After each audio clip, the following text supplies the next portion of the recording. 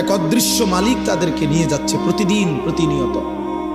কেউ তো মরতে চায় নাই, কিন্তু কেউ তো থাকতেও পারে না।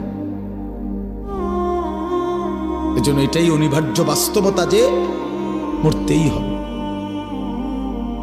যেতেই হবে, ফিরতেই হবে আল্লাহর কাছে, ফিরতেই হবে।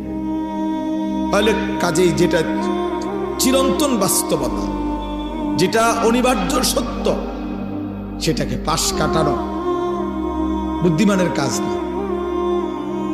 এটা কোনো বুদ্ধিমান হইতেই পারে না। মৃত্যু যেহেতু আমাকে বরণ করতেই হবে।